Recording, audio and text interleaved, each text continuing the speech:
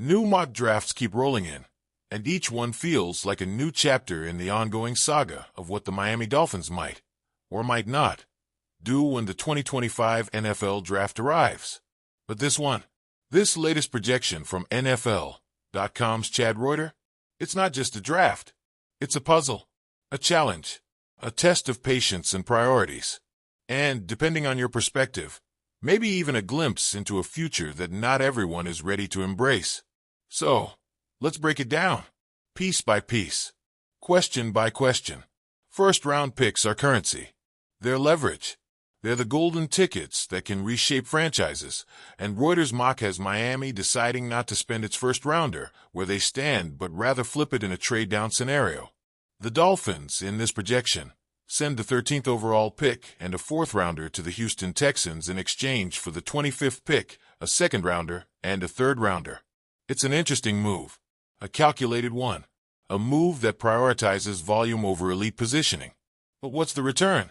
At number 25, Miami grabs Alabama linebacker Jihad Campbell, a linebacker, in the first round, not a pass rusher, not an offensive lineman, not a disruptive force on the defensive line. A linebacker. This is where things start to feel a little off balance. Linebackers matter, of course, but if you're the Dolphins, if you've seen what's happened to this team in the trenches when the competition gets physical, how do you justify this? How do you look at this roster and say, yes, linebacker is the move? Maybe there's something we're missing. Maybe Campbell is that guy, the kind of player who tilts the field, who changes the math, who becomes an irreplaceable cog in a machine. Maybe. But does Miami have the luxury of taking that gamble? This franchise has seen what happens when the offensive line crumbles, when the defensive front gets pushed around, when the foundation isn't strong enough to hold up under pressure. And yet, with a golden opportunity to shore up those weaknesses, they go in a different direction. The trade down does give Miami additional capital, which leads to two intriguing second-round picks: Texas defensive tackle Alfred Collins and South Carolina safety Nick Emenwari. Now we're talking. This is a little more in line with what needs to happen. Collins is a presence. He's a disruptor. He's a guy who can help the Dolphins reclaim some of that defensive dominance they lost when Christian Wilkins walked out the door. Emenwari, he's a chess piece, a hybrid safety who brings flexibility to a secondary that's been searching for answers. But here's the problem with making these picks in the second round instead of the first. You're shopping from a different shelf. You're not getting the top defensive lineman. You're not getting the premier safety. You're getting the guys who were still available after 30 other teams had their say. That's the trade-off. That's the risk. And that's why trading down isn't always as clean of a win as it seems on paper. This is where things take a turn. In the third round, Reuters mock has Miami drafting Dillon Gabriel, quarterback, Oregon. Yes, you read that right. A quarterback. For a team that has Tua Tagovailoa.